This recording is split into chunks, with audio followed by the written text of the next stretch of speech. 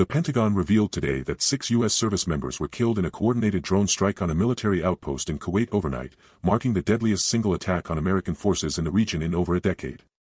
According to U.S. Central Command, the assault involved multiple unmanned aerial systems launched from Iranian-aligned positions in Iraq, directly escalating the simmering proxy conflict into a stark, frontline confrontation.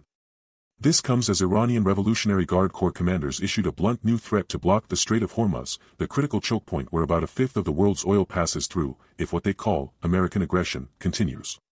Oil prices, my friends, you beautiful bastards, are absolutely soaring. Brent crude spiked by over 8% in early trading, hitting its highest level since the 2022 crisis. Analysts at Goldman Sachs are already warning that a full closure of the strait could send prices north of $200 a barrel. You had Defense Secretary Mike Pompeo in a presser this morning, his tone grim, calling the Kuwait attack an act of war and vowing a response of such magnitude it will be unforgettable. President Trump posted just an hour ago, "The weakness of the past administration is over. When you attack our great heroes, you attack America itself. The response will be swift and overwhelming. Get ready." So you have many wondering, well, which is it? A calibrated, strategic move or total overwhelming fury? Because the Pentagon briefing outlined potential retaliatory strikes on IRGC infrastructure in Iran, while the Commander-in-Chief's post reads like a Hollywood action movie tagline. An unnamed senior official told the New York Times, the options on the table range from degrading their coastal defense capabilities to a full naval blockade. But crossing the threshold into Iran directly, that's the red line that changes everything. The national average for a gallon of regular jumped 12 cents overnight, the 11th consecutive day of increases. One expert telling the Post, this isn't just a geopolitical crisis, it's an immediate, direct tax on every American driver and business. Meanwhile, the Iranians are doubling down. State TV aired footage of what they claim are massive naval exercises near the strait, with IRGC Navy Chief Alireza Tangsiri stating, "We have assured the global community that our armed forces are fully prepared to execute the closure order if necessary. The security of the Persian Gulf is ours to provide." That's not just saber-rattling, that's laying down the gauntlet. A source familiar with U.S. intelligence told Reuters that satellite imagery shows an unusual concentration of fast attack craft and anti-ship missile batteries along the coast. The Iranian Revolutionary Guard Corps Navy announced today it has complete operational control over the Strait of Hormuz, deploying hundreds of fast attack boats and anti-ship missile batteries along the coastline in a move U.S. intelligence sources confirm is a direct response to President Trump's promised retaliation. This comes as the Pentagon confirms it is actively preparing plans for U.S. naval warships to escort commercial oil tankers through the choke point, a mission fraught with risk. You had the IRGC Navy Chief, Alireza Tangsiri, on state TV this morning, standing on a deck with the strait in the background, saying, "The order has been given. The strait is under our protection.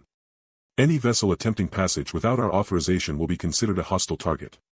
And according to a source familiar with U.S. naval intelligence who spoke to Reuters, satellite imagery from the last 12 hours shows an unprecedented and deliberate seeding of what are believed to be naval mines along the primary shipping channels. So you have the White House, with President Trump's leadership, scrambling on two fronts, planning a massive military response for the fallen soldiers in Kuwait while simultaneously trying to prevent a total blockade that would strangle the world's economy. An unnamed senior Pentagon official told the Wall Street Journal the escort plan, dubbed Operation Sentinel Plus, would involve carrier strike groups already in the region providing a protective umbrella. The goal is deterrence through overwhelming presence, the official said. But the POV from the bridge of a destroyer is very different when you're looking at a swarm of dozens of small, armed Iranian boats. It's a nightmare scenario. Meanwhile, the global oil markets are in absolute freefall. Brent crude futures are swinging wildly, up another 5% at one point before paring gains, as traders panic over the viability of any shipments getting through. Goldman Sachs analysts, in a new client note, stated that the risk premium is now fully priced in, but a single incident, a mine strike, a skirmish, could trigger a spike to $250 a barrel within hours. The national average for gasoline in the U.S. hit $4.35 a gallon, a 22-cent jump from just yesterday. And the gaslighting from Tehran is next level. While their navy is laying mines, their diplomatic corps is putting on a full Karen performance at the UN. Iran's ambassador stood up this afternoon and claimed the U.S. is manufacturing a crisis to justify an illegal attack on our nation, and that Iran's actions are purely defensive measures to ensure regional stability. In a dramatic move to prevent global economic meltdown, the International Energy Agency, IEA, executed the largest coordinated strategic petroleum reserve release in history today, authorizing a 400 million barrel surge onto world markets. The action, led by U.S. pressure under President Trump's directive, aims to cap soaring oil prices as the Strait of Hormuz crisis threatens to sever supplies. The United States is taking decisive leadership to protect the American consumer and the global economy from market manipulation, a senior White House official told Fox News. President Trump authorized the full weight of our strategic reserves to be used as a weapon against this instability.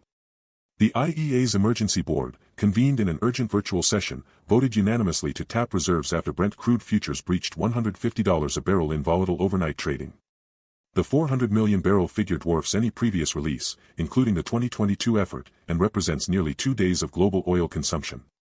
According to a communiqué obtained by Reuters, the release will be staggered over the next 30 days, with the U.S. contributing roughly half the volume. The signal must be unambiguous: the world will not be held hostage, the IEA statement read. Meanwhile, the conflict's northern front exploded. Israeli Defense Forces intensified airstrikes against Hezbollah targets deep inside Lebanon, with reports from Lebanese state media indicating civilian casualties in the southern village of Hula. You had IDF spokesperson Daniel Hagari stating in a televised briefing that the operations were precise strikes on Hezbollah's rocket and missile infrastructure, which he claimed was embedded within civilian areas, a war crime in itself. However, footage from the scene aired by Al Jazeera showed destroyed residential buildings, with local health officials reporting at least 12 civilians killed, including 4 children. The escalation follows what Israeli military intelligence sources described to the Wall Street Journal as an imminent threat from Hezbollah's precision-guided missile arsenal. We are seeing preparations for a barrage that could overwhelm our Iron Dome systems in the north, one source said. The order from the cabinet was to preempt, and preempt decisively. This marks a significant widening of the theater beyond the Iran-US confrontation, pulling in a state actor directly against the Iranian-backed militia. Back in Washington, the dual crises are testing the administration's capacity for a simultaneous response. You had Defense Secretary officials briefing Congress on the two-warfront scenario, arguing for accelerated supplemental funding. Yet, on social media, President Trump projected unwavering strength. Washington, a major domestic scandal erupted today as President Donald Trump fired Homeland Security Secretary Kristi Noem, with multiple reports surfacing of stalled contracts, massive waste, and systemic mismanagement plaguing the department during a critical international crisis. The abrupt dismissal, announced via a post on Truth Social just after 10 a.m. Eastern Time, came with the classic Trumpian flourish. Secretary Kristi Noem has done an incredible job and is moving on to an even more important role. I thank her for her service, the post read. But sources familiar with the matter told Axios the reality was far different. Noem was forced out after a series of internal reviews revealed her department was sitting on billions in unspent emergency funds while critical infrastructure and border security projects languished. According to a draft Inspector General's report obtained by the Washington Post, the Department of Homeland Security failed to execute over $4.2 billion in congressionally approved contracts for border wall construction, cybersecurity upgrades, and disaster preparedness in the last fiscal year alone. It's a staggering level of bureaucratic failure, one senior DHS official, speaking on condition of anonymity, told the Post. You had Acting Deputy Secretary Ken Cuccinelli telling Fox News this afternoon that Secretary Noem's tenure was marked by a relentless focus on streamlining processes. But then you have the Government Accountability Office releasing a preliminary finding that DHS's procurement office had a contract approval backlog of over 1,400 items, with the average delays stretching to 18 months. With U.S. forces engaged in the Middle East and the global economy on a knife's edge over oil, the agency tasked with protecting the homeland from terrorist attacks and securing borders is now leaderless and bogged down in its own waste.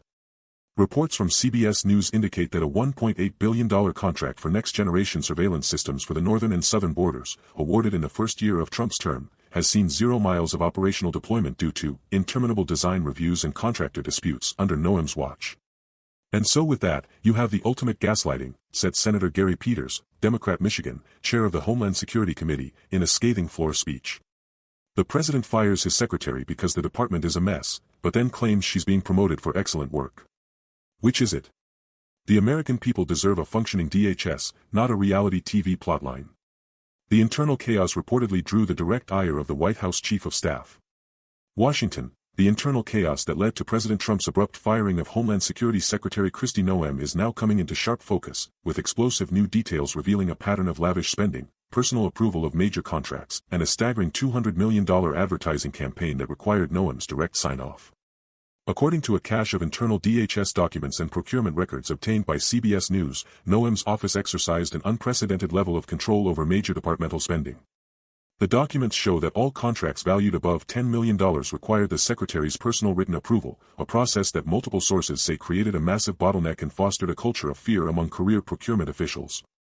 You had a situation where a $50 million contract for fleet vehicles couldn't move an inch until the secretary herself initialed the margin, one former senior DHS procurement official, who spoke on condition of anonymity for fear of retaliation, told CBS. And her office was deliberate. You're talking about weeks, sometimes months, of delay on everything from cybersecurity software to body armor for border agents. It was a total shit show. The documents reveal several high-profile expenditures that were personally approved by NOAM. These include a $35 million contract for a fleet of luxury jets for senior DHS leadership travel, justified under Emergency Crisis Response Mobility, and a $15 million order for IC-branded SUVs with custom interior configurations. A separate $200 million multimedia advertising campaign, dubbed Homeland Heroes, was also personally authorized by NOAM in late 2023. The campaign, produced by an outside firm with ties to former Trump campaign advisors, was meant to boost the public image of DHS but has yet to air a single spot, according to the Government Accountability Office. And so with that, you have the ultimate Karen move, said Representative Benny Thompson, Democrat Mississippi, the ranking member on the House Homeland Security Committee, in a statement. While the department was failing to spend money on actual security, the secretary was personally signing off on private jets and a PR campaign that looks an awful lot like a political commercial. The American people were paying for Kristi Noem's vanity projects while the border wall sat unfinished. Financial disclosures reviewed by the Washington Post show that the advertising firm that won the $200 million contract, Patriot Media Group LLC, was founded just 6 months before the award and lists a former Trump 2020 digital strategist as its managing partner. A spokesperson for the firm declined to comment, citing client confidentiality. Meanwhile, the backlog of unspent funds has reached a critical point. Washington. The scandal engulfing the Department of Homeland Security has widened dramatically, with new reports revealing that a top Trump aide personally approved multi-million-dollar contracts and a former engineer from the cryptocurrency platform Doge was arrested with a massive trove of sensitive American data. According to federal procurement records and law enforcement sources speaking to CBS News, Corey Lewandowski, a senior advisor to President Trump, directly authorized at least 3 DHS equipment contracts totaling over $80 million in the final quarter of 2023.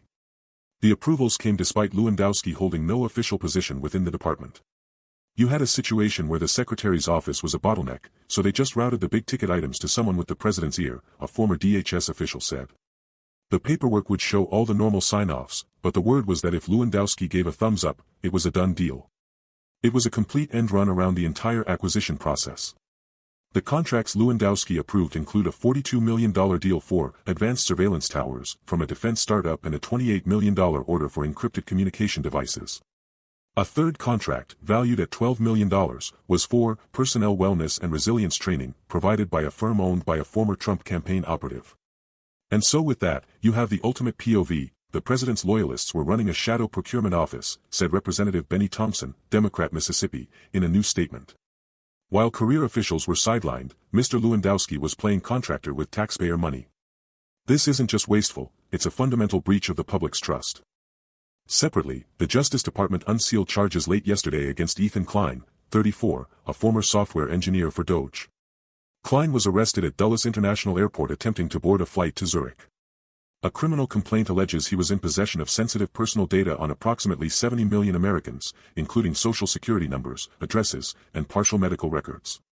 FBI agents told the court the data appears to have been exfiltrated from several state-level health and motor vehicle databases. A source familiar with the investigation said the breach is far more extensive than initially understood, and that Klein's devices contain tools capable of linking disparate data sets to build comprehensive profiles. Let's be real. This isn't some kid in a basement, a national security official, who was not authorized to speak publicly, told the Washington Post. The sophistication here points to a targeted harvesting operation. The question everyone is asking is, who was this for? Washington. The Pentagon revealed today that the January drone attack on U.S. troops in Kuwait, initially reported as causing minor injuries, was far more severe, with dozens of service members suffering traumatic brain injuries and significant memory loss. According to a new Defense Department medical assessment obtained by CBS News, at least 34 personnel stationed at Camp Buring were diagnosed with TBIs following the Iranian-backed strike. The report states nearly half of those affected are experiencing persistent cognitive deficits, including gaps in memory lasting several days surrounding the attack. You had soldiers who couldn't remember their own names for 48 hours. One guy kept asking why he was in the desert, a military medic stationed at the camp told the Washington Post. The initial brief was all about shrapnel and concussions. This is a whole other level. We're talking about potential long-term disability for some of these guys. The attack, which killed 6 U.S. soldiers in its initial reporting, was claimed by the Islamic Resistance in Iraq, a coalition of Iran-backed militias. Pentagon spokesperson Sabrina Singh had previously stated the injuries were not life-threatening. The new assessment, completed last week, directly contradicts that characterization. And so with that, you have the ultimate POV. The brass knew this was bad, but they downplayed it to keep the narrative controlled, said a senior enlisted advisor familiar with the findings, who spoke on condition of anonymity. When the secretary was talking about minor wounds, his office had already seen the preliminary neuroscans. It was a choice. The report links the severe injuries to the specific type of drone used, a modified commercial quadcopter packed with enhanced explosives, and the fact it detonated directly above a crowded motor pool during a shift change. The blast effect, or overpressure, is cited as the primary cause of the widespread brain trauma. You're looking at a weapon designed to maximize psychological and neurological damage, not just kill, said Dr. Eleanor Vance, a neurologist who consults for the Veterans Health Administration. Memory loss on this scale, from a single event, suggests an injury pattern we more commonly see in severe vehicle explosions, not a lone drone. The initial reporting was, frankly, medically implausible. The revelation comes as President Trump has repeatedly declared the broader conflict with Iran basically over, and touted the Kuwait response as a successful defense. Just yesterday, he told a rally crowd, "Our brave troops took a hit, and they shook it off. Tough people. We gave them a hell of a response, and now it's finished." Washington, senior Trump administration officials, including former White House advisor Stephen Miller and former Florida Attorney General Pam Bondi, have been quietly relocated to secure military installations, multiple sources familiar with the move tell Axios, signaling a dramatic escalation in the administration's internal security posture. The relocations, which began late last week, are described by one Pentagon official as non-permanent protective measures. But the POV from inside the West Wing is far more urgent. You have key people being moved to places with hardened comms and their own security forces, a source close to the White House communications team said. This isn't a drill. They're getting key personnel off the grid. According to 3 U.S. officials, Bondi, who has been a prominent public defender of the president, was moved to a facility at Fort McNair in Washington, D.C. Miller, the architect of the administration's immigration agenda, is reportedly at an undisclosed location on a U.S. Army base in the Maryland-Virginia region. The moves were coordinated by the White House Military Office and the U.S. Secret Service, bypassing normal DHS channels. And so with that, you have the ultimate question, what are they so scared of, said a senior national security advisor who spoke on condition of anonymity. The official line is, general threat environment. But the specific timing, right after the Kuwait assessment leak and the NOAM contract scandal blew wide open. That's not a coincidence. This is about insulating the inner circle. The Pentagon confirmed enhanced security provisions for certain executive branch personnel, but declined to name individuals or locations. In a statement, a Defense Department spokesperson said, the department routinely supports protective requirements as directed. We do not discuss specific operations. But internal communications reviewed by CBS News tell a different story. A classified memo from the Secret Service's Protective Intelligence Division, dated yesterday, warns of a convergence of threat streams, including heightened adversarial cyber activity targeting senior officials and increased monitoring of personal movements by hostile actors. The memo explicitly recommends reducing the footprint and visibility of key personnel. You had the president out there saying the war's over, everything's fine, it's a beautiful success, said Senator Chris Murphy, DCT, in an interview. Meanwhile, his own closest advisors are being hustled onto military bases. Which is it? Because you can't have both. Either the threat is contained, or it's so severe you have to hide your top people on an army post. The relocations have immediate operational impacts. London, a major political scandal erupted overnight as newly elected Prime Minister Keir Starmer appointed former Labour Minister Peter Mandelson as a senior trade ambassador, despite internal government warnings about Mandelson's past association with convicted sex offender Jeffrey Epstein, according to a leaked Cabinet Office memo obtained by The Times. The explosive document, dated just 3 days before the appointment was announced, reveals that Starmer's own ethics advisors flagged significant reputational and security risks linked to Mandelson's documented visits to Epstein's private island and his presence on flight logs for the financier's plane. The memo explicitly recommended against any public-facing diplomatic role at this time. Starmer's office overruled the recommendation, appointing Mandelson to a key role aimed at bolstering post-Brexit trade deals with the United States. Prime Minister Starmer, in a hastily arranged press conference this morning, defended the appointment. Lord Mandelson is a vastly experienced former minister who has served this country with distinction. He has my full confidence, Starmer stated, dismissing questions about Epstein as a rehashing of old, unsubstantiated gossip. When pressed on the ignored warnings, he replied, "I receive advice from officials every day. My job is to make decisions in the national interest." But the backlash was immediate and transatlantic. In Washington, senior Republican lawmakers aligned with President Trump seized on the news. "This is exactly the kind of globalist, elite corruption that President Trump has been fighting against," said Senator Josh Hawley, Republican Missouri, in a statement. "The scandal directly threatens a critical diplomatic channel." Mandelson was slated to lead a UK delegation to Washington next month to discuss a new foundational trade agreement, a top priority for the Starmer government. Multiple U.S. officials, speaking to Axios on condition of anonymity, said the appointment complicates the dialogue immensely and that the White House is reviewing the level of engagement. "Let's be real. The timing could not be worse," a former senior U.S. trade negotiator said. "You have a full-blown crisis in the Middle East, a massive domestic scandal rocking DHS, and now the key British point man on trade is radioactive because of Epstein. This isn't just a UK story. This is a grenade tossed into the middle of the special relationship right when both countries need to be locked in." The revelation has sparked fury within Starmer's own Labour Party. Several backbench MPs are now demanding a parliamentary inquiry. "It is utterly indefensible," one Labour MP told The Guardian. "We spent years attacking the Tories for cronyism and sleaze." Washington, President Trump moved swiftly to install new leadership at the Department of Homeland Security on Tuesday, nominating former Acting Defense Secretary Mark Wayne Mullen to take over the crisis-plagued agency. The announcement comes as a devastating internal review, first reported by the Washington Post, reveals the administration's signature border wall project is a staggering 1,900 miles behind schedule, with only 36 miles of new structure completed. "Mark is a tough, brilliant patriot who knows how to get things done," President Trump said in a statement from the White House. "He will restore competence, secure our border, and protect the American homeland like no one else can." The failure of the previous leadership ends today. But the scale of the failure is monumental. According to the DHS report, which covers the period since the project's relaunch, construction has been plagued by contractor disputes, environmental lawsuits, and what multiple sources describe as gross mismanagement of funds under former Secretary Kristi Noem. "They're not just behind. They're functionally at a standstill," a senior DHS official, speaking on condition of anonymity, told Axios. "You have designs approved for hundreds of miles, but the actual steel in the ground? You could drive it in a morning. It's a 5-alarm fire." The nomination of Mullen, a retired Army 3-star general who served as Trump's short-tenured Pentagon chief in the final days of the previous administration, is being framed by the White House as a decisive reset. Yet, the challenges are historic. The 36 miles of new wall, primarily in the Rio Grande Valley sector of Texas, represent less than 2% of the administration's stated goal of building nearly 2,000 miles of new or reinforced barrier.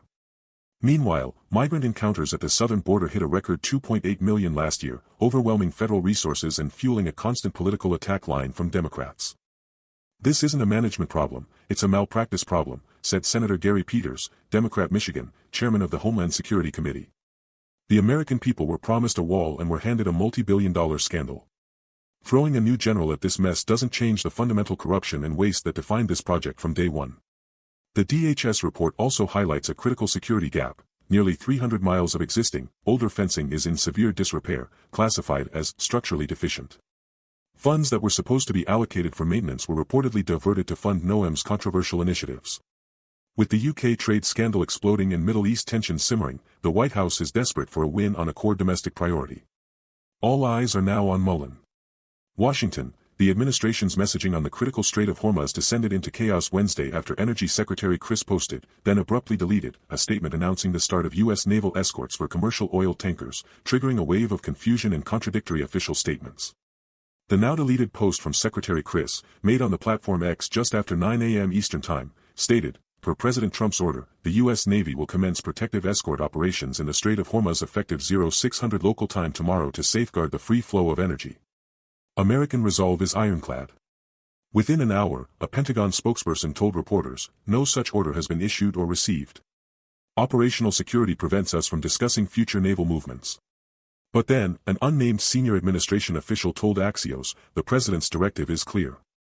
We are moving to secure the strait. The Pentagon is executing the details."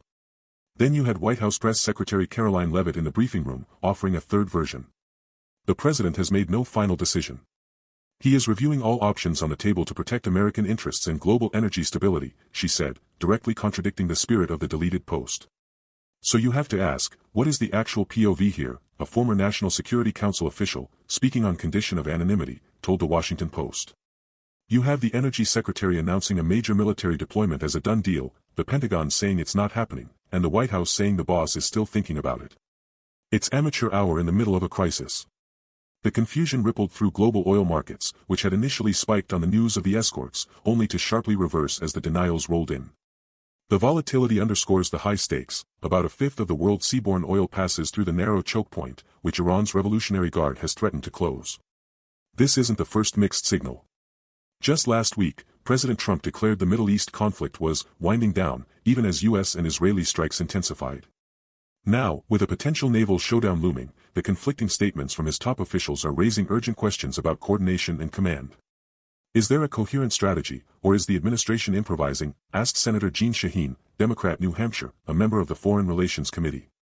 When you're on the brink of a potential confrontation with Iran, clarity is the first ingredient of deterrence. Right now, we're seeing the opposite. The episode places Secretary Chris, a longtime Trump loyalist, under intense scrutiny. Was he freelancing? Was he given bad information? Washington, a new analysis of internal government documents and whistleblower accounts reveals a pattern of systemic failures across multiple federal agencies during the Trump administration, marked by poor crisis management, a deliberate lack of transparency, and alleged corruption that critics argue left the nation vulnerable. The investigation, drawing on internal memos, Inspector General reports, and interviews with over a dozen former officials, paints a picture of an executive branch where loyalty often trumped competence, and critical decisions were made through informal channels. You had a complete breakdown of normal interagency process, a former senior official from the Department of Homeland Security, speaking on condition of anonymity, told the Washington Post. It was all about who had the president's ear at any given moment. The actual experts were sidelined. This operational chaos, the analysis finds, directly compromised national security on several fronts. The now infamous Hormuz Strait communications debacle, where the Energy Secretary, the Pentagon, and the White House gave three conflicting stories in 1 hour, is cited as a prime example. That wasn't a one-off, said Senator Mark Warner, Democrat, Virginia, chairman of the Senate Intelligence Committee. It was symptomatic of a command environment where discipline and clear lines of authority had evaporated. When you're signaling military intent to an adversary like Iran, that kind of confusion isn't just embarrassing, it's dangerous. It invites miscalculation. The problems extended far beyond the Situation Room. At the Department of Homeland Security, the rapid, chaotic turnover in leadership, culminating in the firing of Secretary Kristi Noem amid a contracting scandal, left critical cybersecurity and border security initiatives in disarray. Internal DHS reports reviewed by Axios show that during this period, the agency's internal watchdog flagged a 40% increase in unresolved cyber threat alerts related to critical infrastructure, as managerial focus shifted to personal loyalty tests and approving vanity projects. You have to connect the dots, said a former National Security Council staffer. The DHS data breach exposing 70 million Americans, the stalled border wall while funds were misallocated, the mixed signals during an international energy crisis, these aren't isolated incidents. They are the predictable outcomes of an administration that dismantled normal safeguards and prioritized political theater over governance. Perhaps most damning are the allegations of corruption that intertwined with these operational failures. Washington, the chaotic mix of international brinkmanship and domestic corruption scandals has created a perfect storm of vulnerability, with analysts and former officials now arguing that only a return to the forceful, America-first leadership of former President Donald Trump can restore stability and accountability to a fractured government. Look at the scoreboard, said a former Trump White House official, speaking on condition of anonymity. You had a president who projected strength, kept adversaries like Iran in check, and put American interests first.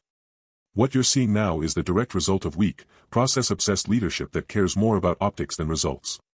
The gaslighting from the permanent bureaucracy is off the charts, trying to blame their own failures on the last guy who actually got things done. The argument hinges on a stark contrast. Proponents point to the decisive, if controversial, actions of the Trump era, the elimination of Iranian General Qasem Soleimani, the brokering of the Abraham Accords, a hardline stance on China, as examples of a clear, unambiguous foreign policy that prevented major conflict. You have to ask yourself, when was America safer? When was it more respected, said Senator Josh Hawley, Republican Missouri, in a recent interview with Fox News.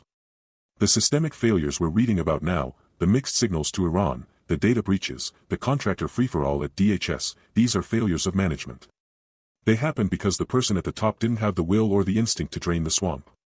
President Trump's model was different: hold people directly accountable, cut through the red tape, and let the world know there will be hell to pay for crossing us. It worked. This narrative deliberately intertwines the international and domestic dramas. The Hormuz confusion is cited not as a one-off error but as symptomatic of a command structure that lacks the decisive, centralized authority Trump embodied. The DHS scandals under Secretary Noem are portrayed as the kind of swamp corruption that Trump ran against and that only his brand of disruptive, loyalty-demanding leadership can root out. Let's be real, the normal process these experts keep crying about is what gave us decades of open borders, bad trade deals, and endless wars, the former official added. Trump broke that machine. Yeah, it was messy. But the machine is fighting back every single day, and now we're seeing what happens when it's back in the driver's seat: chaos at home, weakness abroad. Critics, however, warn that this is a dangerously simplistic rewrite of history. They argue the operational chaos documented in recent reports was a direct product of the Trump administration's own disdain for expertise and protocols.